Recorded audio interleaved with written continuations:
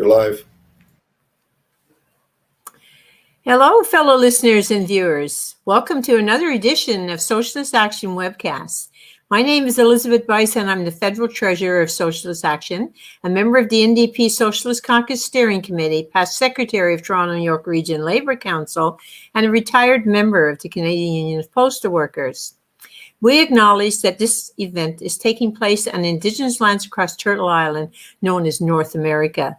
That includes the unceded territory of the Mississaugas of the New Credit, the Wendat, and Haudenosaunee people in a place called Toronto. We join in the fight for justice, recognizing that there can be no real reconciliation without restitution. That entails seizing the assets of the big resource corporations and returning them to the commons. Tonight's topic is Anti-Canada Day, featuring Yves Engler of the Canadian Foreign Policy.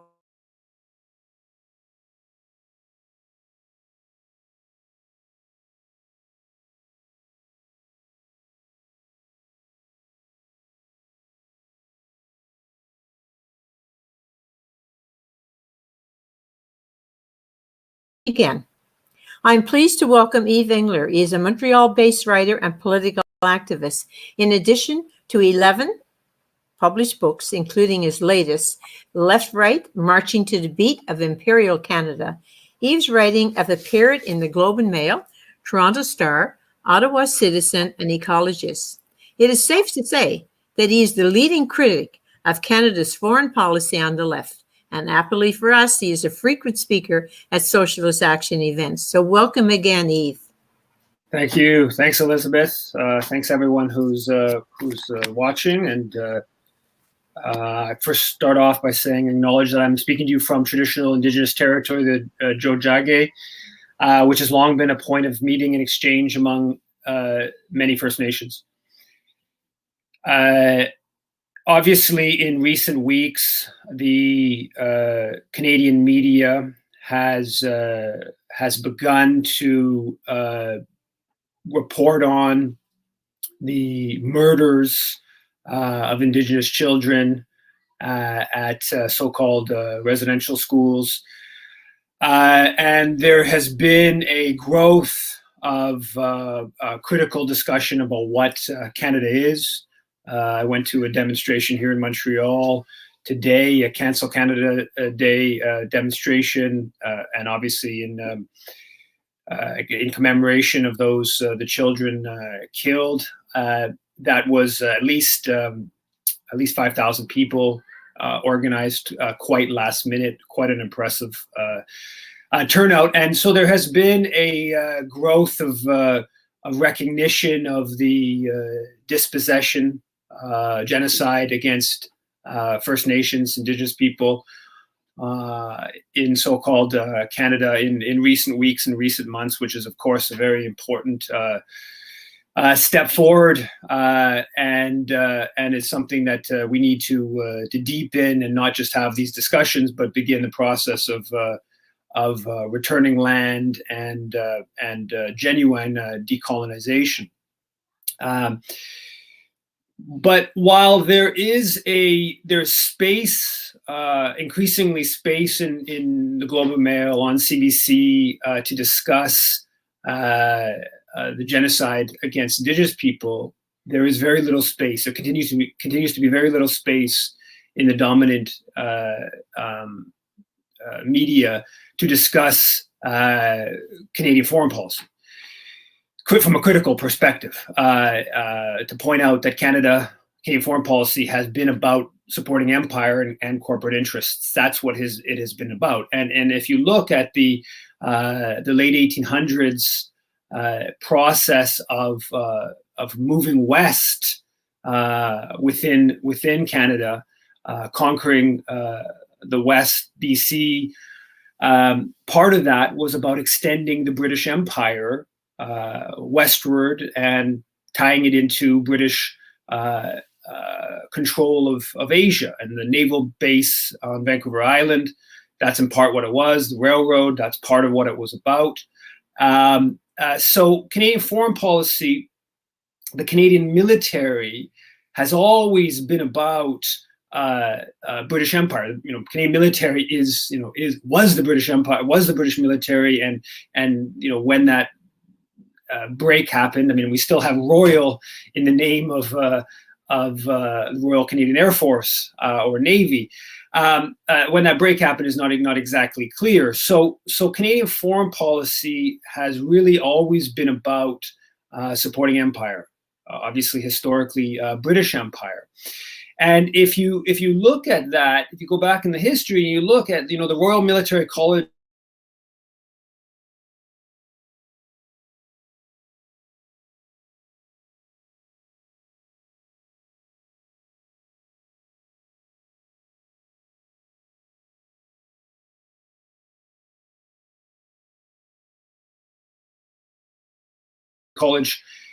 graduates who helped conquer different parts of Africa, mostly for the British, a little bit for the Belgians.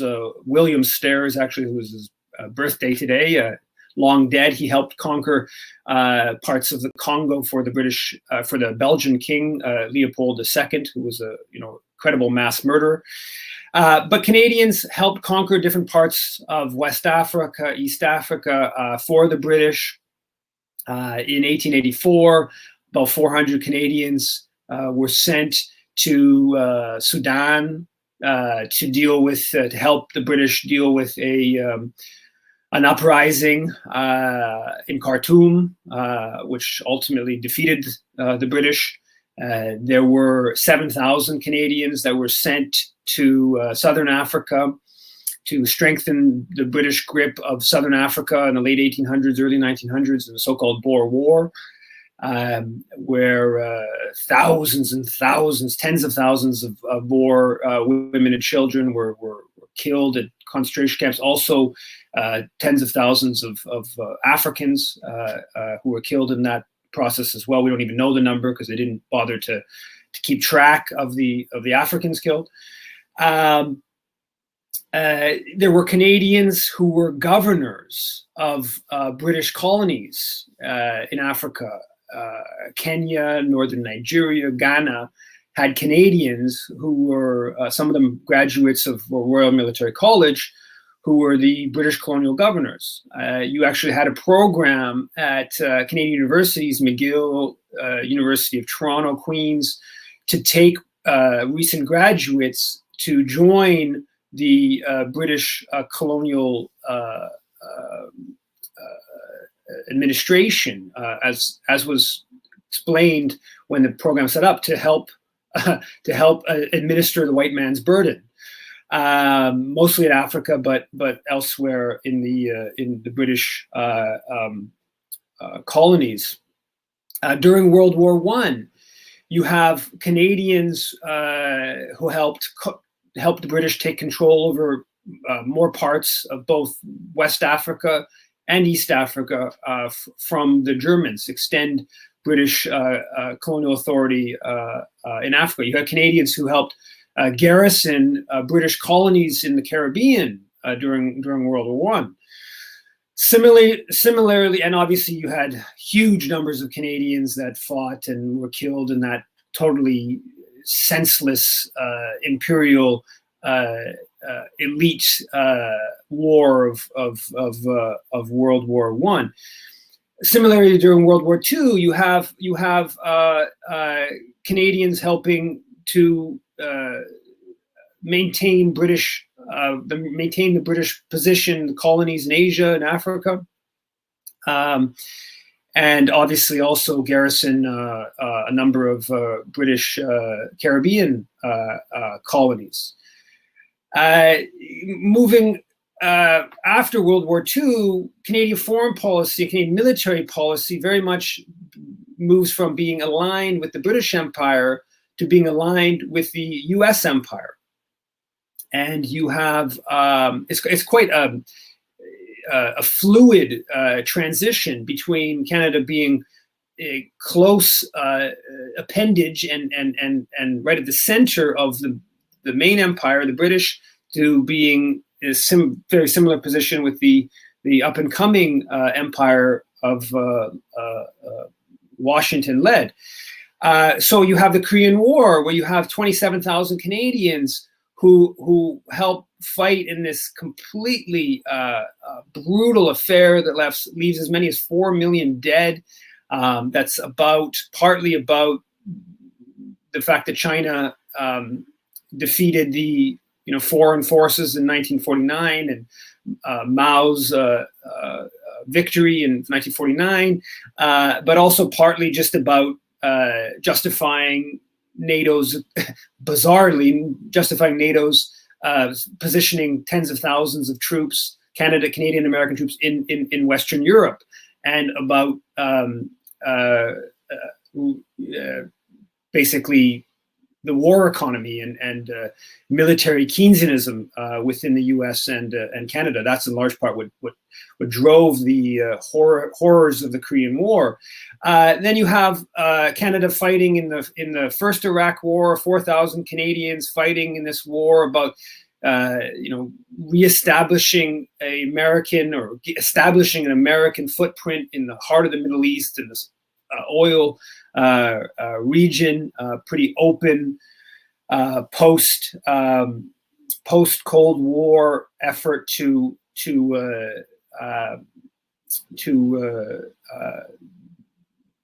extend U.S. control over the Middle East. That's had tens of thousands of people died and began a process which still hasn't ended of just horror after horror within Iraq. You have Canadian fighter jets drop 530 bombs in the illegal war on Yugoslavia in the late 1990s. Then through the 2000s, you have 40,000 Canadian troops in Afghanistan fighting in a war that why? What's the point beyond just the fact that the U.S. thinks they should have their military everywhere in the world? Then you have in 2011, you have Canadian fighter jets bombing Libya, Canadian general overseeing that whole NATO campaign. And look at Libya today. I mean, the country continues to be divided. The war and the violence spilled south throughout much of the Sahel region of Africa.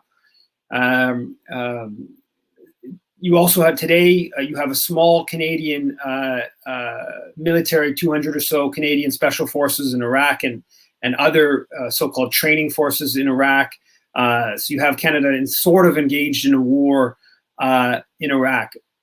I would argue, I haven't looked at this close enough to say this with complete confidence, but over the past century or so, despite all the rhetoric, Canada has been among the most warlike nations in the world, right?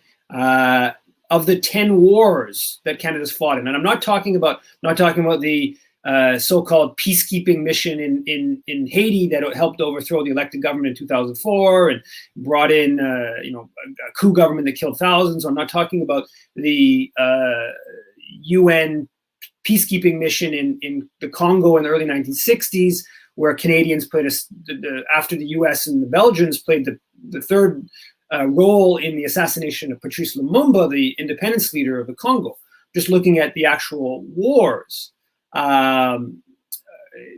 Canada has fought in 10 wars, and only one of them that you can make a case that was morally justifiable, and that is World War II. And even if you look at World War II, many of the ways in which it was fought were clearly immoral, war crimes. Also, there were a lot of things that Canada did and Britain and others did beforehand that could have meant that Hitler and Mussolini never rose in the way they did. For instance, Canada's role in the Spanish Civil War. But nonetheless, in World War II, I think once you were at where you were at in 1939, even though Canada didn't join to fight Nazism, the objective wasn't to end anti-Semitism or fight Nazism or end Nazism. The objective was that Germany was becoming a threat to British power. That's why Canada joined World War II, just like it did in World War I. Nevertheless, once you were at that position, you can make a case that World War II was morally justifiable. But all the rest of the wars we're not. And so this is a history that we need to grapple with. When we talk about Canada, we need to grapple with this history of Canadian warfare. Today, Canada is not formally at war. Yes, there are Canadian special forces in Iraq, Canadian trainers in Iraq, but we're not formally at war. That's not how it's sort of popularly perceived, at least. But yet Canadian troops are a part of about 24 missions around the world. Most of them small missions. So for instance, there's 23 Canadian troops in the West Bank that are basically there under a under the U.S. security coordinator to build up a Palestinian security force that protects Israel from popular unrest, that entrenches the Palestinian Authority to suppress protests against the occupation, against the corrupt Palestinian Authority. And you have about 24 of these types of missions, a bit bigger missions. You have Canadian, like I mentioned a couple of times, been varying numbers, but about 800 Canadian troops that are tied to the mission in Iraq, the special forces, the training mission, as well as support forces at a base in Kuwait. You have about 500 plus troops that are leading a NATO mission in Latvia. You have a couple hundred Canadian troops in the Ukraine that are supposed to be part of a training mission, but are very much engaged in a somewhat supporting of having the Ukraine as a sort of proxy against Russia. So you have Canadian naval vessels patrolling all across the globe, right? Almost, running provocative maneuvers in the South China Sea, in the Black Sea next to Russia. You have Canadian naval vessels in the Mediterranean, in Africa, Caribbean. Canadian naval vessels are constantly patrolling all across the world. So Canada, projects military power, naval power around the world. The Breach, a couple of days ago, the new media outlet, The Breach, published a very important story about Canadian militarism. And it began by saying, quote, "The Canadian military has spent the past 10 years establishing a global network of bases in order to project combat power under the influence and leadership of the United States," documents obtained by The Breach reveal. Canadian base in Kuwait, Canadian small base in Senegal and Jamaica. They're in negotiations for another base in East Africa, in Asia. So even when Canada's not at war, we're setting up bases around the world for the possibility, these small base hubs, to possibility of being well prepared because the future wars are coming, of course. That's what we're doing when we look at our military spending as well. Canada is currently spending or planning to spend $19 billion to buy new fighter jets, 88 new fighter jets. The full total cost will be about $77 billion. At the same time, it's spending nearly $80 billion on new naval vessels they have these Tomahawk missiles that can fire 1,500 kilometers, that they can be American vessels can have the Canadian naval vessels fire their missiles. Spending all this money on new naval vessels and fighter jets, which is only reason that you would be doing this is to plan to fight in future U.S.-led wars and future NATO wars. That makes no sense otherwise. This is not about defense. This is about projecting military power alongside Washington and NATO. So that's just Canadian military history. So we get told we're a peacekeeping country, we're a peaceful nation, all this kind of stuff. But if you even a superficial look at Canadian military history, Canada, in fact, has been incredibly militaristic, has incredibly militaristic foreign policy. I'm going to go very briefly, not much time, I think, on the corporate side and other side, but at the corporate level, here you have Canada is this global hub of mining that's involved in conflicts all around the world. Pretty much every country in the global south. There's an example of a Canadian mining company that's been involved in a conflict with a local community, ecological damage, violence, human rights violations, from Philippines to Congo, Ecuador to Papua New Guinea.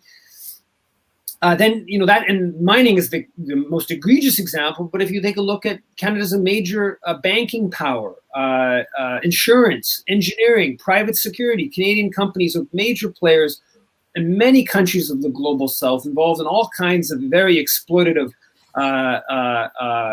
processes.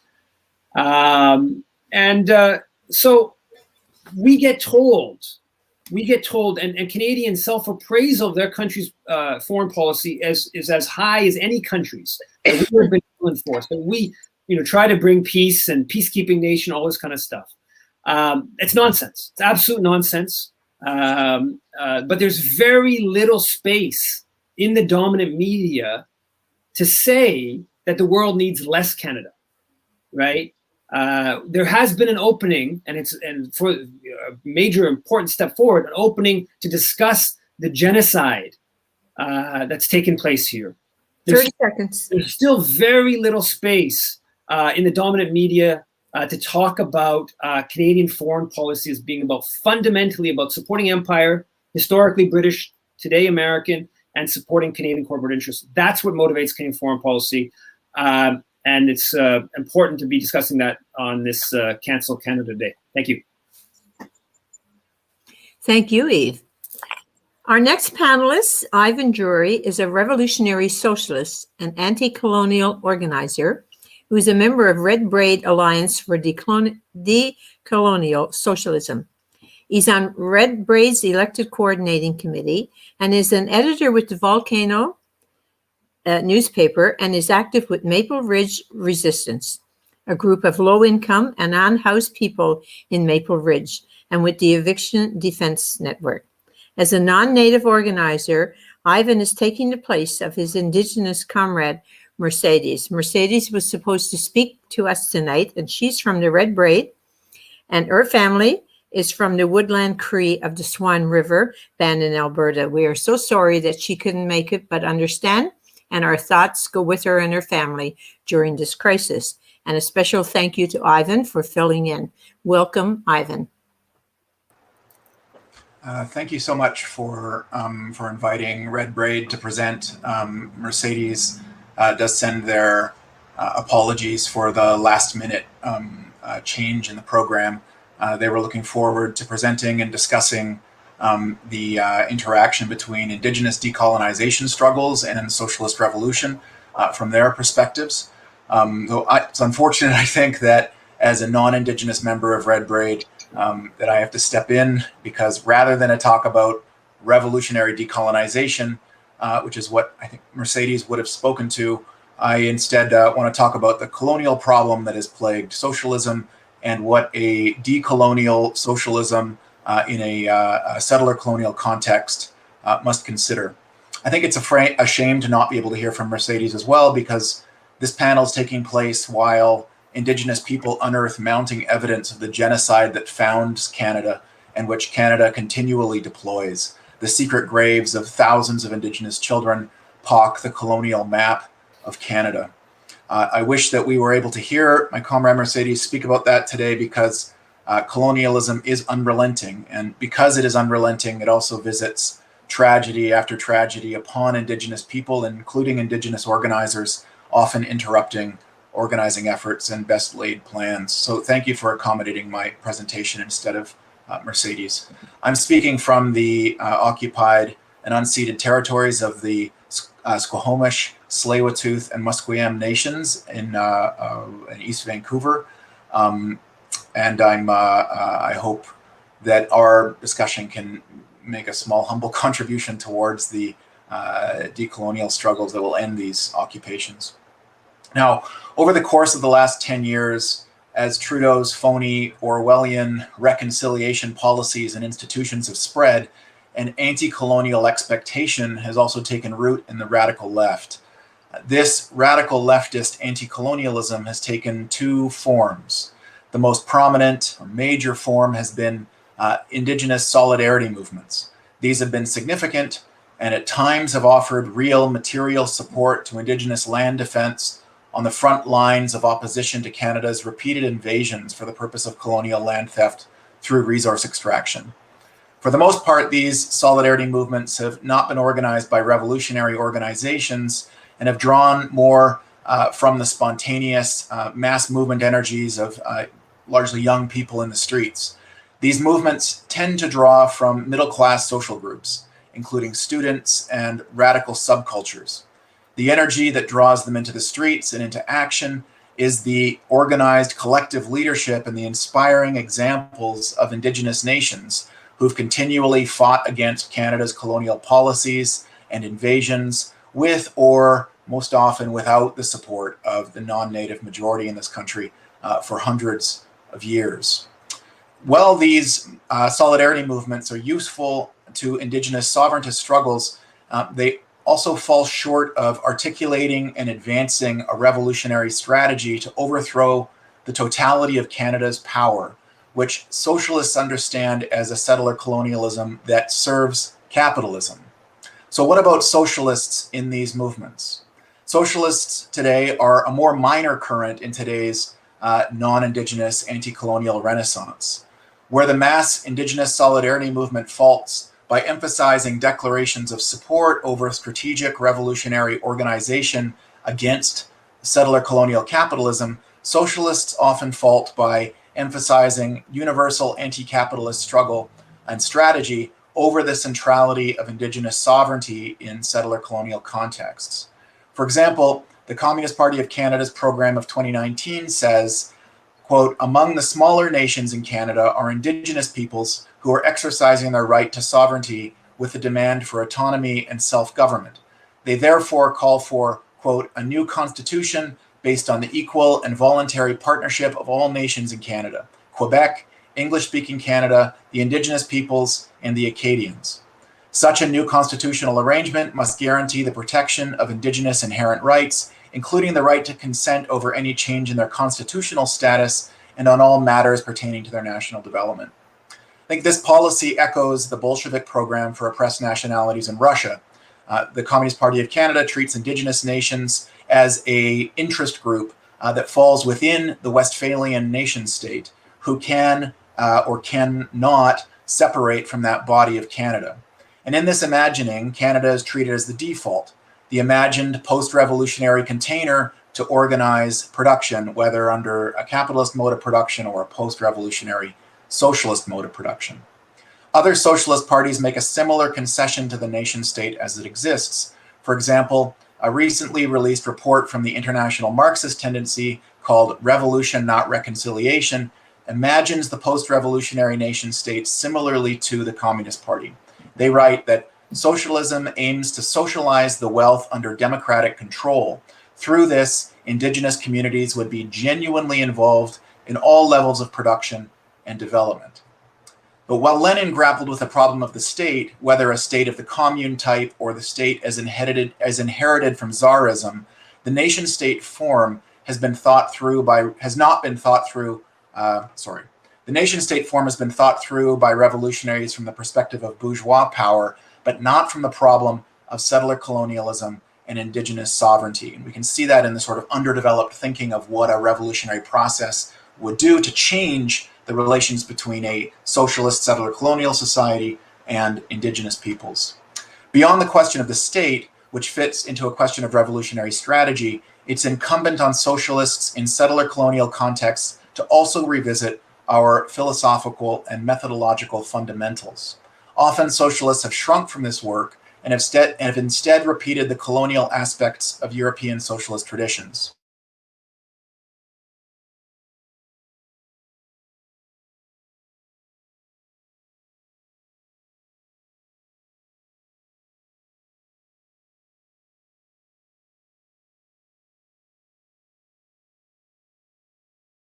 And terrors of caste with new forms of class domination that would bring then oppressed people in India into a global process of socialist revolution. History has proved Marx largely wrong on these assumptions. Rather than eradicating caste, Britain's colonial capitalism mobilized caste relations to supplement and subsidize class exploitation, entrenching old forms of domination within the new. Marx had second thoughts about these Enlightenment assumptions later in life when he predicted that the Russian peasant commune could be the model for communist society without compelling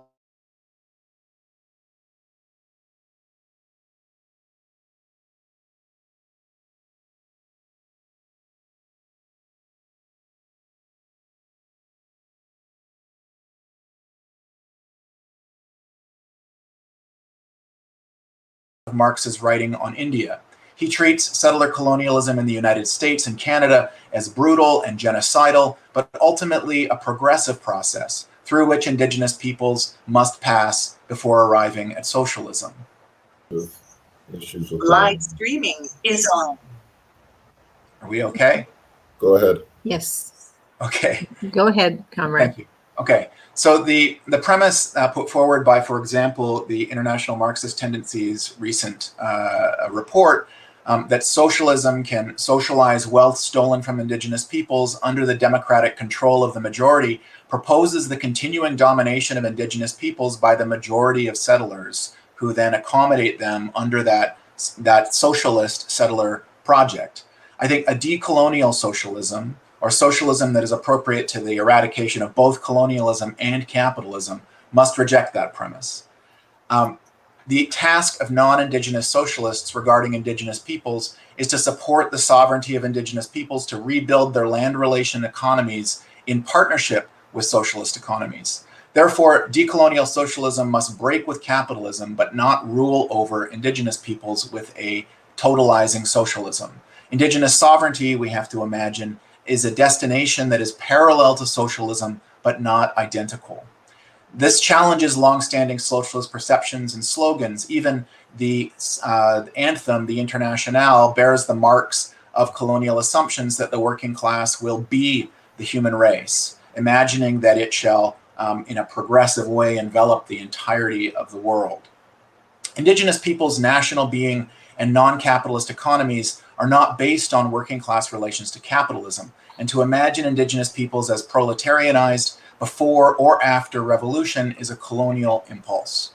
So finally, we must rethink our strategic engagement with the state, rejecting Westphalian forms of the nation state as a framework capable of fighting colonialism and capitalism, when we must engage both, fight against both colonialism and capitalism, or risk mobilizing new forms of colonialism against our capitalist overrulers. So I argue that the forms of struggle emergent today, which are simultaneously local and regional, as land defense,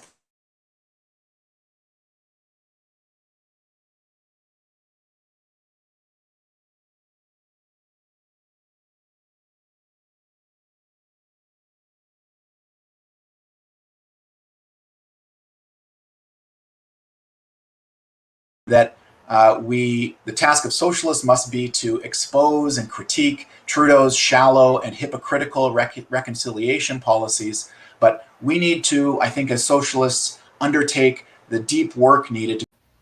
Live streaming is on.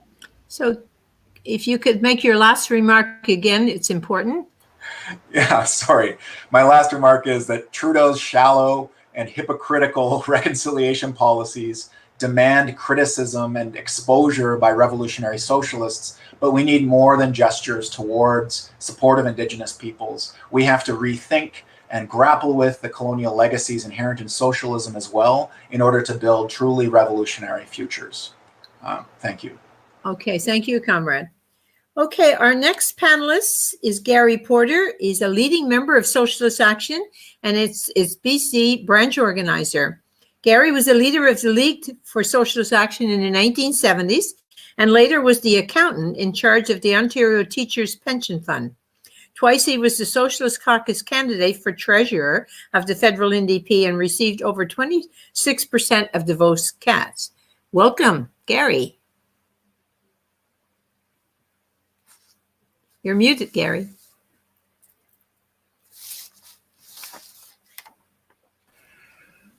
Okay, thank you. All right. I found both presentations so far to be very interesting, and my mind was very intrigued by the comments that Ivan has made as one of the people involved in drafting Socialist Action's policy on Indigenous struggles in the area in so-called Canada. I would really like to talk more with Ivan about that. Okay, the turtle in many Indigenous stories is a symbol of earth and life. Turtle Island can mean the world, North America, or Canada. It is where we live and the earth and life around us. Turtle Island and its Indigenous peoples and the waters and mountains and oceans around us are what we can truly celebrate today. The great white bears, the grizzlies, the cougars, the wolves, the orcas, the great eagles and rattlesnakes, the caribou, the moose, the beaver, and the bison, all of this is part of Turtle Island and is truly magnificent. But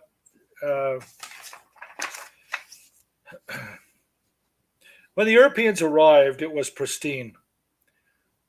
There were no gaping open mine pits. There were no clear-cut forests, no smog-covered cities, smoke-belching factories, or the din of aircraft or rush hours. There were vast forests that heard the sound of rushing water, the cry of the birds, the howl of the wolves, and the drums of the people. But there was also quiet, tranquility, silence. After thousands of years came merchant explorers sponsored by the new mercantile capitalist ruling classes of Europe, looking for whatever ways they could to increase their wealth and power and to spread the religion which they were certain was the only true religion. Many of these invaders thought the peoples of the land were little more than animals, pagans, living without any understanding of private property, personal accumulation, or social classes, and certainly no concept of the state power to enforce the rule of owners over the dispossessed. To understand how uncivilized they truly were, Indigenous peoples had no police, no jails, no mental asylums, no separate armies. If they had food, which they mostly did, no one was hungry or homeless.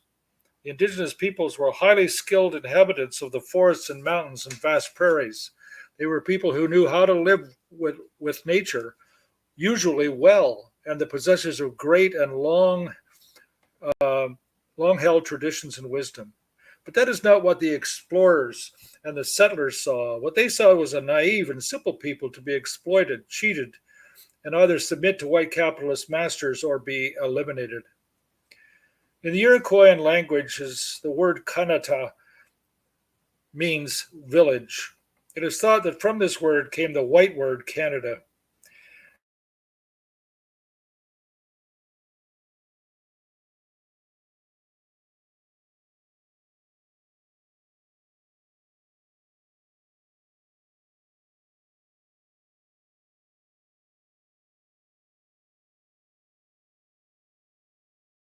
Them and more deadly weapons and diseases that had not come to Turtle Island before and for which the people had no immunity.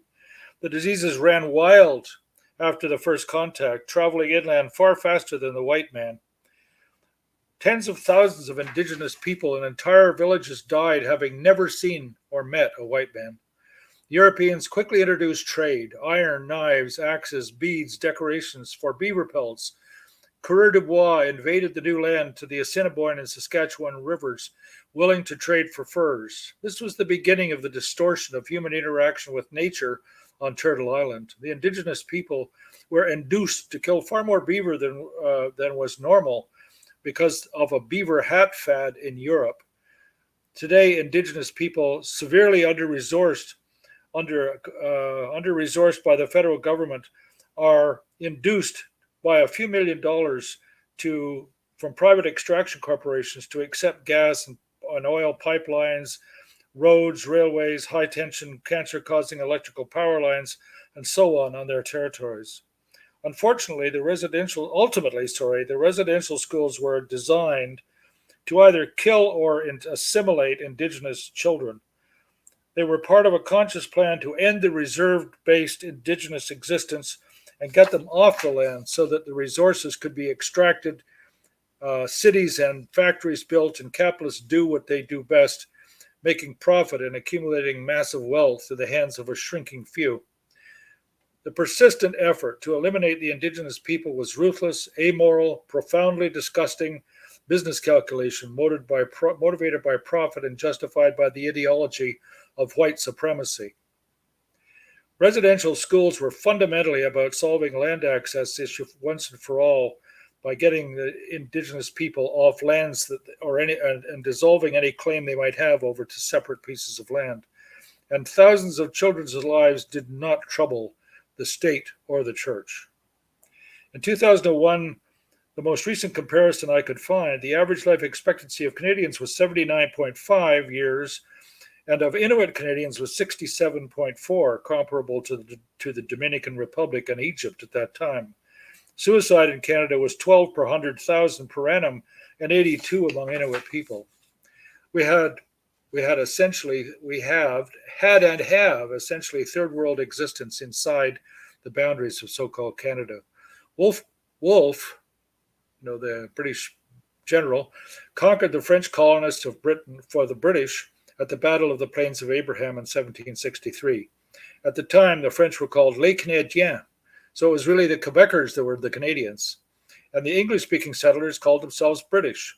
Although the British allowed the Canadians to keep the civil code, the French language, and the Roman Church, it was always apparent that the Quebecers were second class with little access to business opportunities, modern education, and equal compensation.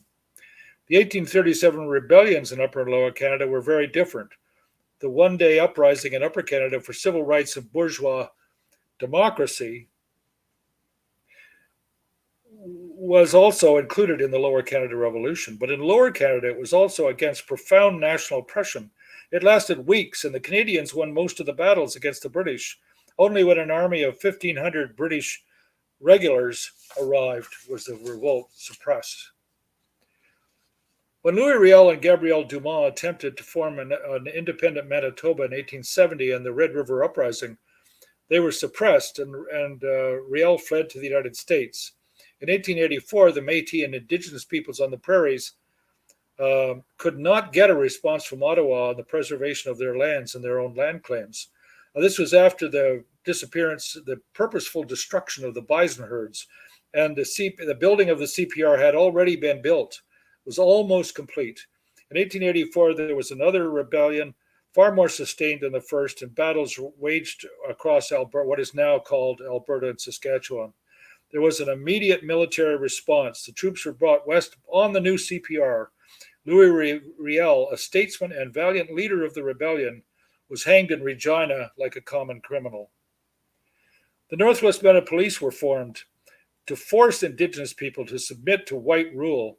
That was their original entire purpose, and it remains a key task to this very day for the force now renamed the RCMP. Canadian imperialism holds, I'm moving from, as you can see, from subject to subject. I'm hitting some of the high points of the history of so-called Canada and its ruling class and its relations both with the whites, with the settler population, and with the Indigenous population. Canadian imperialism holds $1.4 trillion worth of foreign direct investment in other countries. Yves mentions our military role in some of these, and he mentioned as well the mining and so on. The dominant investments are mining, oil and gas, resource extraction, classical colonialism, foreign direct investment by foreign direct investment. The same foreign direct investment in Canada is under $1 trillion, and a sizable chunk of it is also in resources. Some of that is foreign domiciled Canadian-controlled corporations investing back into the country. So not really foreign investment at all, just from a foreign place domicile. Remember, too, that the tar sands is oil infused in sand. It is a mining operation. Canadian mines regularly hire mercenaries, American and others. And of course, most special forces, most of these mercenaries come from previously having been trained as special forces, where they have a slogan, killing is our business and business is good. Canadian mine owners hire these people to protect their colonial operations by beating and killing protesters, strikers, investigative journalists, and even simple trespassers. There's almost never a consequence. They regularly hold back on royalties and taxes in these countries and settle years later for pennies on the dollar as a policy. Using the latest tech, they deplete the resources in a few years that could otherwise have provided long-term income for many small miners in those areas. When the resources are gone, they leave massive, unremediated messes of pollution and wreckage, and the caravan moves on. Canadian imperialists are not civilized and polite as in the global south. They are brutal, ruthless, and uncaring exploiters in the name of huge profits. Do Canadian workers benefit from all this? The answer in the past has definitely been yes, and the benefits are rapidly dwindling. Taxes on corporations are way down. Much of the profits are held offshore, and in addition, after 45 years of ruthless austerity in Canada, workers are not keeping up with the cost of living, are losing job security, benefits, are being funneled into low gig jobs and low-wage jobs. The day of buying class peace at home through imperialist profits from the colonial world is all but disappearing. And so I'm not going to deal with the political, the diplomatic and military role, because I think Yves has done that very well. Over the rise of capitalism in Canada, child labor as young as 8 years of age was used. Beatings and being locked in dark rooms for many hours at a time was not uncommon. Arrests and beatings of murder of labor organizers, physical and sexual assault of desperately poor women on a regular basis, dark and dangerous working conditions, all of these were common. Factories were like ovens in the summer and freezing in the winter. The temperature was affected by what was required for the machines and for the products, not for the human beings. The work days were 10, 12, even 14 hours, 6 days a week at least, sometimes 6.5. Some unions concentrated in the skilled trades were formed with great effort. For example, carpenters, plumbers, bricklayers, metal workers, locomotive engineers. In 1867, 36 businessmen, lawyers, hucksters, politicians, speculators, and not a single worker, not a single woman, not a single Indigenous person organized and carried out confederation with the permission of Queen Victoria, but with no expression of popular support of any kind in Canada. There was no referenda on the subject. There were no elections carried out on the subject. This was on purpose. After all, 2 of these men would later be shot by assassins. They agreed to build the CPR to convince the capitalists in British Columbia to join Canada and not the US. The government paid almost the entire cost, but a bunch of Montreal-based English businesses were given ownership of the CPR. 25 million acres of unceded Indigenous territory was granted to the CPR. Today, it's $1 billion business on the Toronto and New York stock exchanges. Owing to the size of Canada, the state, from the start, sponsored the development of a robust capitalist class. In 1914, Canada went to war automatically when Britain declared war against Germany and Quebec. Against Germany. Quebec understood it had no interest in British victory, while English-speaking workers were rallied around the Union Jack. The soldiers, once in the trenches, soon understood, many of them, that the bloody conflict had little to do with their interests. Almost 70,000 young Canadians died in the war or shortly after the war from injuries, and many more thousands died in the 1918 plague, which the Americans brought from Kansas when they joined the war in 1917. They came home after rioting in England at war's end because when rumors spread that they might be used to oppose the Bolshevik-led revolution in Russia.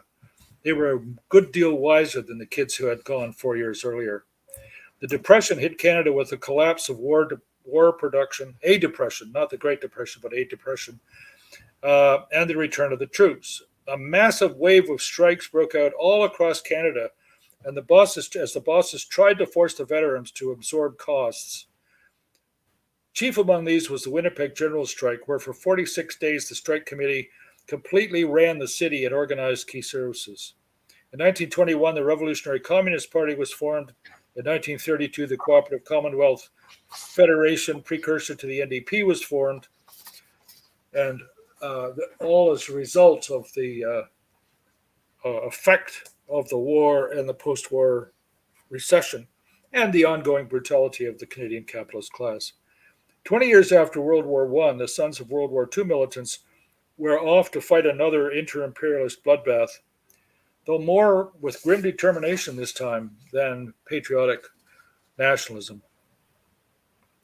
46,000 young Canadians died. Again, the troops rioted in England, wanting to be shipped home at war's end, and again, much more mature veterans fought hard for their rights back in Canada. Post-war strikes were long and violent, and out of them emerged big industrial unions. It's out of this period that the United Auto Workers, the United Steel Workers, the United Mine, Mill, and Smelter Workers, the International Woodworkers were all organized in a massive upsurge of unionism. Public sectors had mushroomed during the war, and it was now when they began organizing and striking as well. The union gains and pent-up economic consumer demand, combined with new products relating to tech developed during the war, produced the long post-war economic boom, which quieted the class struggle. Our parents became condemned after the Depression of the 30s and the war followed by good wages and a rising standard of living. I went to university in 1962, the very first person in my family ever to do so, along with many others just like me. We were raised during the rise of the Cold War and fanatical anti-communism after World War II. The Red Army had won the Second World War. At war's end, it was the largest, best equipped, most experienced army in the world. The Allies invaded Europe only after the Red Army was clearly defeating Germany and moving west. It was D-Day invasion was as much to stop the Red Army as it was to defeat the Germans. The Russians had developed nuclear weapons in 1949 after the Americans, and we were raised in the shadow of possible nuclear confrontation. It wasn't just academic either. The People's Liberation Army had defeated the bourgeois nationalists and took power in China in 1949. The North Koreans, attempting to unify their country and expel the Americans, invaded South Korea in 1950, commencing 3 years of war, ending in a stalemate, but not before China had become directly involved in the imperious General MacArthur proposed bombing China with nuclear weapons. In 1961, there was the nuclear confrontation between Kennedy and Khrushchev over Russian missiles in revolutionary Cuba. From 1964 to 1972, the long, bloody war in Vietnam, these are only some of the highlights. But we went on to university much less conservative than our war-weary parents and generated a mass radicalization in the 60s and early 70s in response to the Vietnam War, the struggles for Black freedom, the struggles for women's liberation, and the struggles for gay liberation, all huge topics which I cannot deal with here. So I moved to today. Of 195 countries in the world, Canada's GDP is number 9, even though we have a relatively small population. Canada is a technically advanced country. Canadian workers are among the most highly educated are the most highly educated workforce in the world, according to UN statistics, and extremely productive.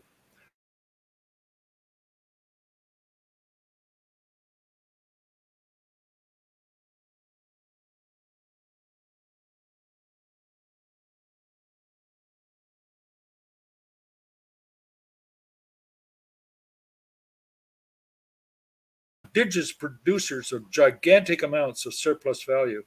The workers of Canada already produce more than enough to eliminate poverty, and even more to give every single person in the territory called Canada a life of is on. Okay, back on. Okay. Poverty, homelessness, and misery in this country are absolutely unnecessary right this second. It's just completely unnecessary. We are what Marx referred to when he described workers' power and the building of socialism in an advanced capitalist world. For Canadians, a society of economic security and plenty will arrive very quickly after a socialist resolution. problems such as eliminating racism, white supremacy, and gender bias will take longer. But with everyone sharing the wealth, and I think back to what Ivan just said, and that will be in ways for the Indigenous people that they decide, and not necessarily as part of the Canadians, well, probably not part of any state that covers the whole territory of Canada. An honest education system involving teachers and curriculum from all of the oppressed groups, and the role of the party mass membership setting an example of human interaction in society, it will happen. The end of racism and white supremacy. The history of Canadian capitalism is a war of dispossession and continuing effort at genocide and brutality against the Indigenous people, the defeat and subordination of the Québécois and the Acadiens, racist oppression and super exploitation of Black people and all non-whites, suppression of women and all non-cisgender rights, of ruthless exploitation of the workers, moderated only by the huge gains of the unions and independent political action. We face only endless war and waste, and now the impending ruination of the planet, all for profit. Capitalism contributes nothing at all positive to our lives. The working class in this country needs only to become aware of its own interests and power before capitalism can be dealt with. It is representative, the working class,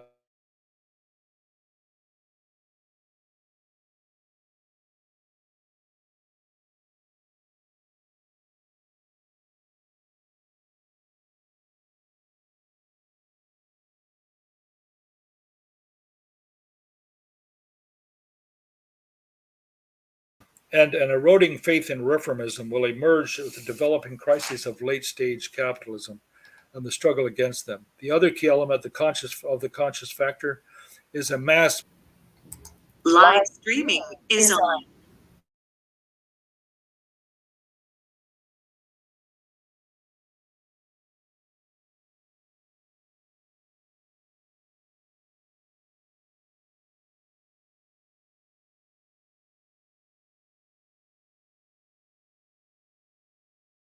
The conscious factor is a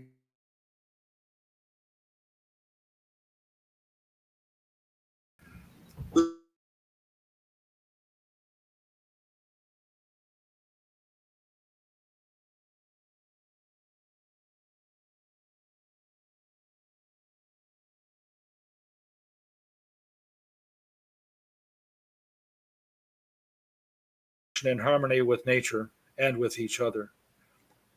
We will not ever celebrate Capitalist Canada Day. We will celebrate the day when Canada falls. Live streaming is on. We will not ever celebrate Capitalist Canada Day. We will celebrate the day when Canada falls to the working people, the Indigenous people, and all of the oppressed. Thank you. Okay, thank you very much, Gary. So to our viewing audience, we apologize for these glitches. Maybe the powers to be and the so-called Canada doesn't like anti-Canada night, but anyway, we will proceed and try our best. So bear with us, listeners and viewers. So thank you, panelists. And now we're going to go to with the help of our technical producer, Kurt Young, to air some questions from our online audience that he will be putting in the chat. So we will put 3 questions up. Go ahead, Kurt.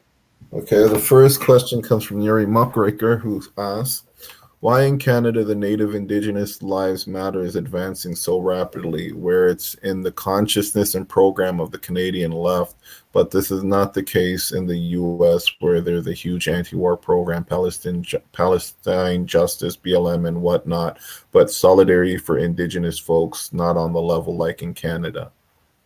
Next question comes from myself, and I'm going to ask, Canadians were renowned for their fighting prowess during World War I. The Canadian government has even lionized this in commercials and monuments. What does this say about Canada's reverence of war? And Barry Weisletter asks, can there be real reconciliation real conciliation without restitution of indigenous people? Can there be economic, environmental restitution without seizing the assets of big oil, big gas, and the private resource sector? Okay, thank you, Kurt, for the questions. Okay, panelists, you have up to 5 minutes each to answer 1, 2, or 3 questions. It's up to you. And we will start with Ivan, then Gary, then Yves. Okay, thank you. And thank you for these thoughtful questions. I think I'm going to try to touch on the first and third here. So I think that this is a common question. I think, why is Indigenous struggle occupy so much more like political space, bandwidth in Canada than in the United States?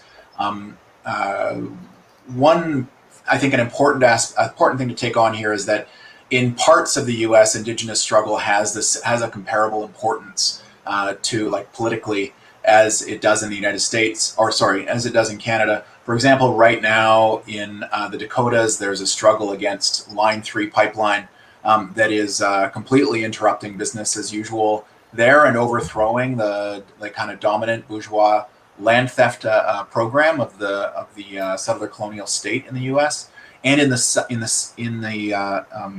in New Mexico, it's sort of the center of an important revolutionary socialist indigenous organization, the Red Nation, which has been organizing with largely off-reserve urban indigenous peoples who are low income, living on the streets and in struggle against the kind of total capitalist forms of domination over indigenous peoples. And the Red Nation has been, I think, transforming a lot of these narratives even in the sort of democratic socialist big tent spaces of U.S. politics, with a book they just released called The Red Deal, which is an opposition to the, or like an alternative, maybe more than opposition to the Green New Deal of Alexandria Ocasio-Cortez and the Democratic Socialists of America. So there is a vital indigenous sovereigntist movement in the United States. It's just not really picked up in national discourses. And keep in mind the scale of movement that was necessary to make Black Lives Matter a big deal in U.S. politics. There were the largest demonstrations in the history of the United States last year, with hundreds of instances of attacks on police and on corporate symbols, tearing down of national monuments, including monuments that are anti-indigenous monuments. Those it lit the United States on fire, and that brought Black Lives Matter movement sort of to the forefront of a national discussion in the U.S. Indigenous struggles, I think, are there as well as, I think, inseparable part of that, but they've not been as critical to the national discourses as they have in Canada, where resource extraction is a fundamental of the economy in Canada. The primaries economy it remains for all time a pillar of the Canadian capitalist economy, globally as well as internally. And so Indigenous opposition to land theft interrupts that Canada's total social existence in a way that can't be ignored, and that becomes a problem for the management of Canada's bourgeois society. So that makes reconciliation then a diversion, a major point of argument for the Trudeau government, and puts those discussions, including of genocide, on the table. I think that from the radical left, we have to then figure out how to not allow Trudeau to reconcile the arguments about colonialism through language alone and intervene. And Barry's question about the seizing of assets of big oil and the private resource sector, this is a really important question, but we have to see that the actors that would do that seizing are sometimes part of this colonial land theft project. So in the pipeline projects and in the Alberta tar sands, the private sector labor unions are also part of, they're like some of the biggest lobbyists for the aggressive government seizure of Indigenous lands. And so we have to take on these problems in our own house while we fight for the nationalization of these industries, because clearly profit-driven resource extraction will never be reformable. whereas the socialist models can be because they don't have the same growth impetuses and the same they don't cannot operate under the same law of value. Thank you. Okay, Gary. Again, thank you, Ivan. That was a good contribution. I'm quite aware of a lot of struggles going on in the United States on indigenous self-determination, indigenous control of the land. The Red Nation group, which is centered in Albuquerque, I'm trying to find out more about, and I might be able to enlist Ivan's help there. And certainly the concept of a red deal is something that we can sign on to in a different sense. So Barry's question, we know that we have the problem of workers who are tied in with who see themselves as being tied in with the interests of the global corporations, the oil cartel and the big mining companies, and that their unions are led by people who want the dues to keep flowing and are happy to go along with serving the interests of the corporations and spewing that stuff to their membership, rather than telling them the truth that this has got to stop. Oil and gas have to disappear, or the earth won't survive, and fighting as hard as they can to defend their workers in a transition, in a fair transition away from those industries. So that's partly the gutless of capitalist serving bureaucrats in the trade unions, and Socialist Action was fighting them at the recent CLC convention, ran candidates against them, and made clear where we stood on these issues, including the issue of doing what's necessary to manage as best we can the terrible climate disruption that we've been feeling so much recently in British Columbia. Where over 320 people died of the latest heat wave. Not to mention all kinds of animals. I mean, it's a killer heat wave. So now it's predicted that we're going to keep getting that starting in late July and going right through September. We're going to be getting heat waves like that. So think of the forest fires. So we've got 1/3 of the rain that we're supposed to get by this time, by this point in the year. So climate change is brutally real. It's killing people. The capitalists don't care as long as profits can be made. I'm sure their houses are well air conditioned and they're located in spots where they don't have to deal with it. I just wanted to say something that not as an answer to a question, but a comment that Yves made about his many points on the question of the role of the Canadian military. The Canadian military and its reserves are about 105,000 people, and a lot of Canadians or people in Canada think that they're a peacekeeping army. 34 of the 105,000 are involved in peacekeeping right now. Not only are they being deployed all over the world and integrating their air systems, their air operations, their marine operations, and their land operations with the Americans to help enforce the rule of the American empire and their Canadian close allies. But more and more they're training for being used against the Canadian population or population in Canada. Against, of course, they were used under the War Measures Act against the Quebecois in the FLQ crisis, so-called FLQ crisis of 1970. They've been used many times against Indigenous people in the fight for land, either control of land and being able to say no to capitalist exploitation, or just getting the land back for their own use, whatever that may be. So that's the real purpose of the military in Canada. Ultimately, the main purpose is to protect the capitalists, protect their profit-making enterprises, and repress Canadian workers, settler workers, and Indigenous peoples. That's their primary function. So I say we should be calling. There is nobody trying to attack Canada. Nobody's attacked Canada since 1812. We should call for just like the police. We should call for disband, disarm, defund, and disband the Canadian military and use those billions of dollars for the welfare of all the people living in the territory called by some as Canada. So I wanted to extend that to Yves' points to include that concept.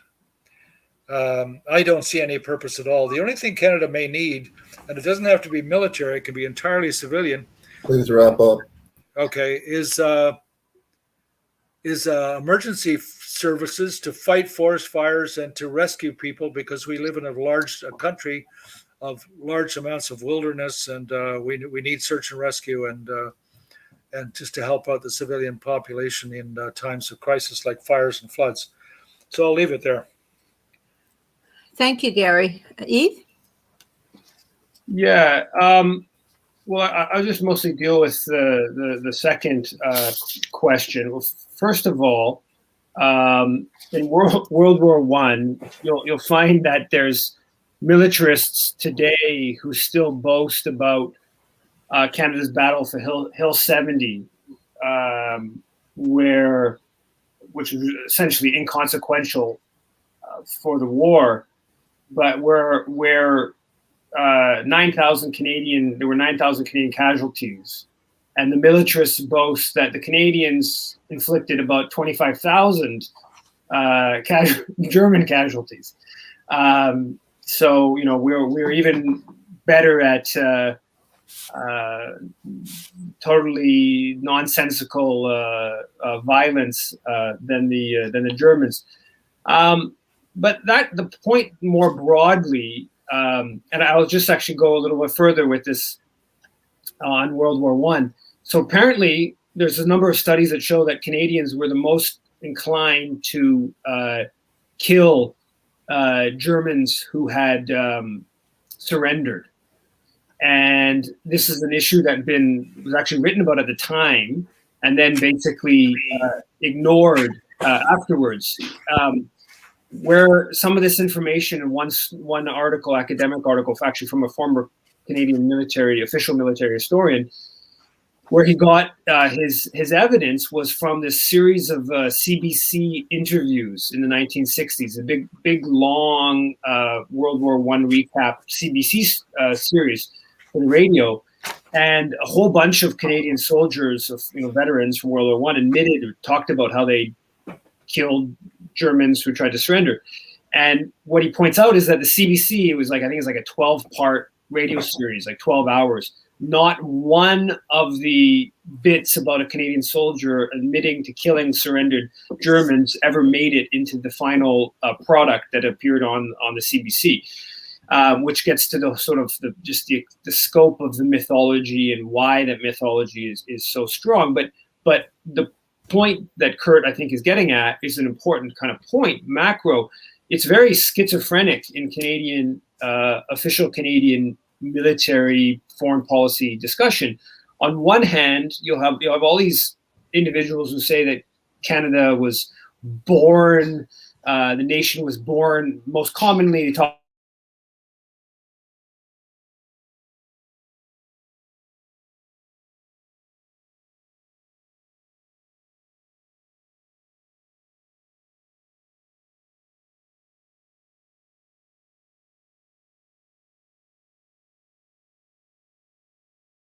we're a peacekeeping nation.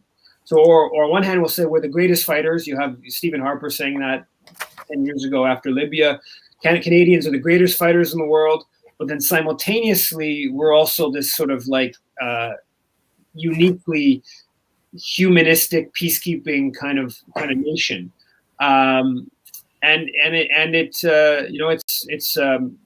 has, I think, an important part of how the sort of mythology of Canada in the world goes. Part of this thing that is, I think, under discussed, part of the promotion of the idea of Canada as a peacekeeping nation was something that the military pushed for about 3 decades.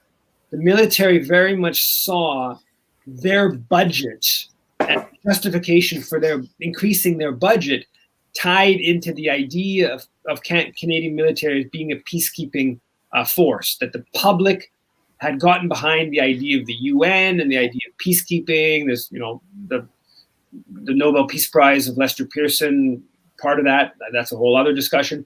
But so the military from the late 60s through the 90s very much pushed the idea of Canada being a peacekeeping nation for the purpose of spending more money on the military.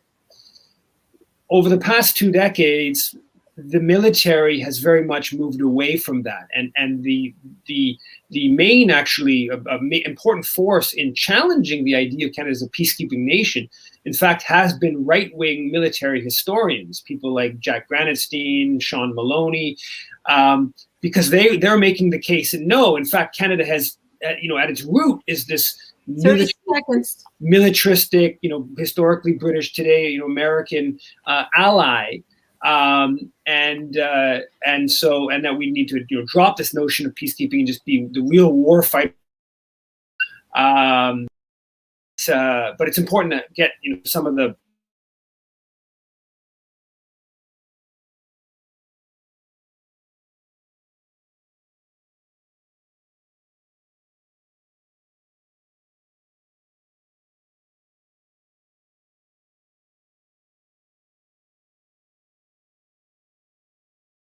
continue to refuse to recognize the genocide of Native children. Does such refusal symbolize a dirty affair with churches and the state? Judy Kosh asked, why has it taken so long to have socialist revolution in advanced capitalist countries? Okay, panelists.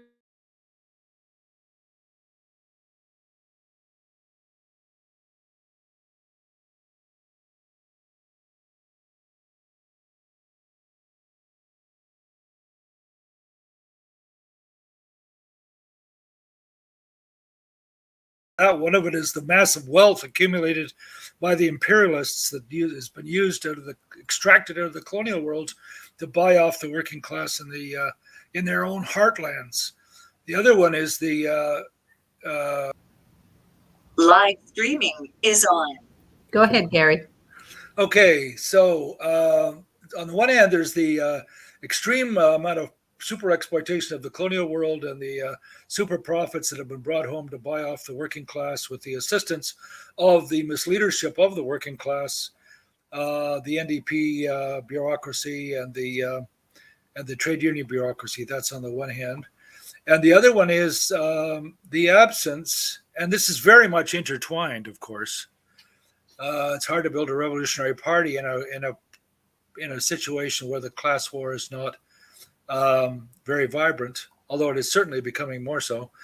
The absence of a revolutionary vanguard party. So the crisis of the leadership of the working class is the center of politics as far as revolutionary socialists see. There are many, many other issues of grave importance, but all of them congeal in the absence of a proletarian revolutionary leadership, or consists entirely of very small organizations spread around the world.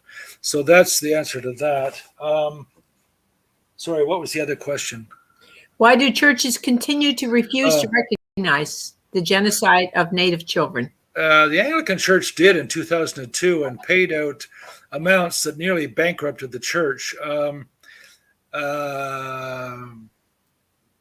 My daughter was working for the Anglican Church headquarters in Toronto at the time, and they seemed genuinely concerned about their history and remorseful about it, and they gave away as much money as almost as much as they had. So not all churches are equal, but they still committed the crimes. That's the problem. The Catholic Church is the most unrecalcitrant, is the worst church, ran the most residential schools. The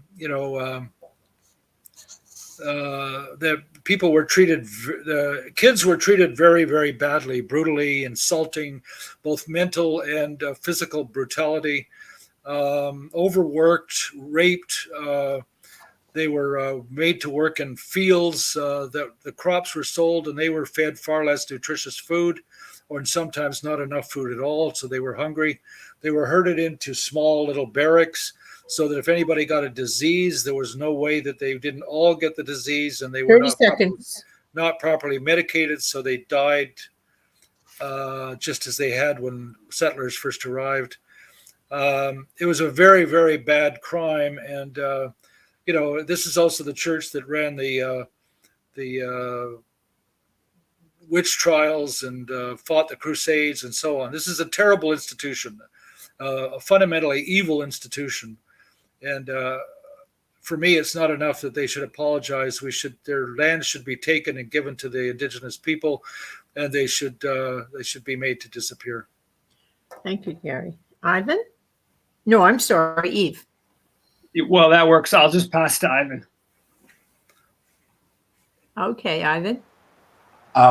Gary has said most of what I would say, particularly in that around the question about the expansion of socialist revolution, or at this point, expansion isn't the right word. The development of socialist revolution in advanced capitalist countries.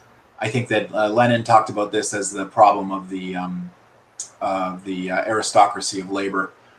Socialists have often been kind of, I think socialists, interestingly, in advanced capitalist countries have been kind of dismissive of the discussion of the aristocracy of labor. But I think it's really important to revisit this problem.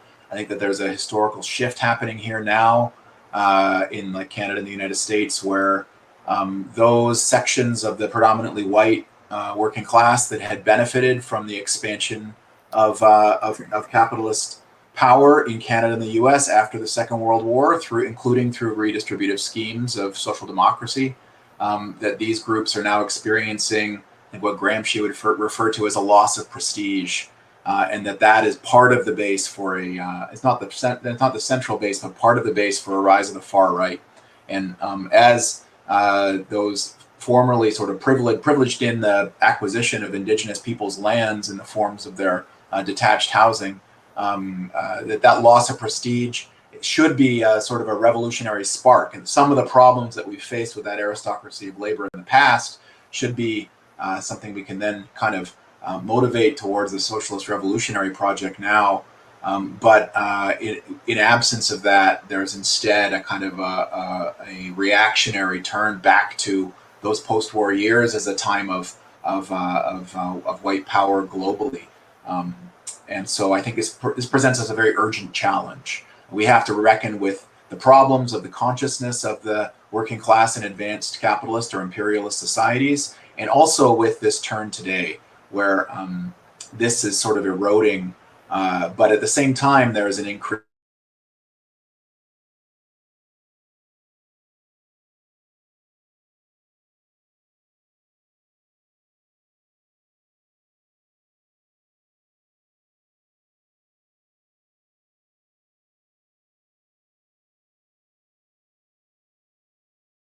churches. I don't know. The Catholic Church certainly has no shortage of money, but I think that not only is there recognition, a refusal of their role in constructing a genocidal world, but I think Trudeau's sort of models of apology and Live streaming is on. just that the Trudeau's model of recognition is also not something we should aspire to. Telling the truth is important. And in the truth and reconciliation processes in South Africa, as limited as they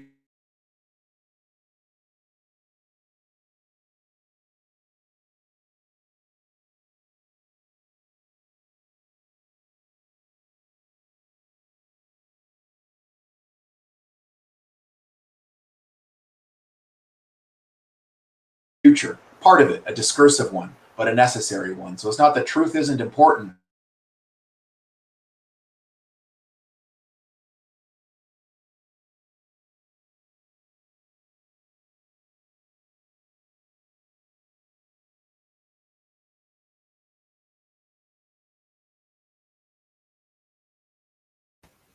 Streaming is on.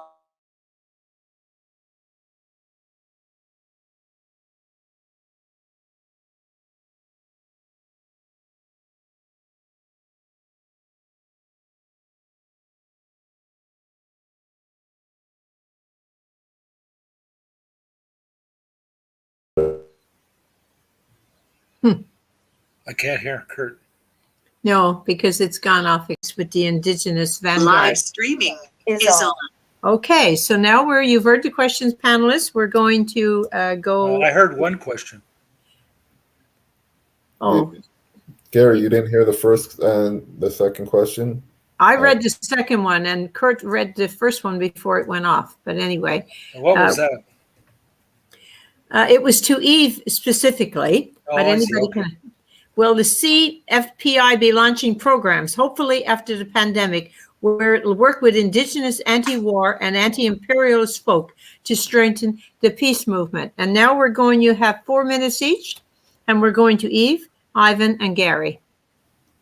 Well, I'll be brief. Yeah, I mean, we're certainly, I think the Canadian Foreign Policy Institute would be open to doing that. And Yuri, if you have any suggestions, maybe Red, Braid, and Ivan might have some suggestions. But certainly, that's something that we would be interested in pursuing.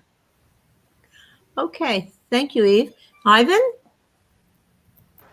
I'll be very short to leave Gary with the last word. I think that some programming around combining anti-colonial and anti-imperialist discussions is very important today. I think especially because I think in those mass movements I referred to that are supportive of Indigenous sovereignty, there's I think an inadequate understanding or engagement with imperialism and problems of Canadian imperialism, particularly facing China. We've been active in campaigning, some humble campaigns against the Canadian war drive against China, organized some pickets against the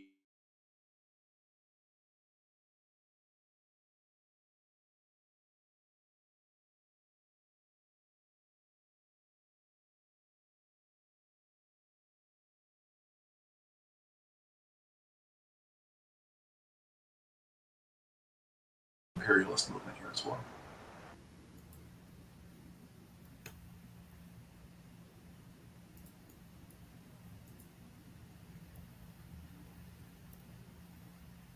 Okay, go ahead, Gary. I agree with Ivan. China has risen up phenomenally. It's highly the powerful state that exists in China makes it a kind of, I think, capitalist state, but different than all other capitalist states. I haven't come to the conclusion that China is imperialist. It has one foreign base in Djibouti. It's mostly a fueling station in East Africa. But it makes it means it can have longer term objectives. It can do the Belt and Road Initiative, which is trillions of dollars, and it can make those kinds of long term objectives, which just gives it an immense superiority over US and Western capitalism. The United States sees that, is unwilling to make any changes in that direction, and looks really solely to punitive measures on every level, diplomatic, trade, and military, through illegal sanctions.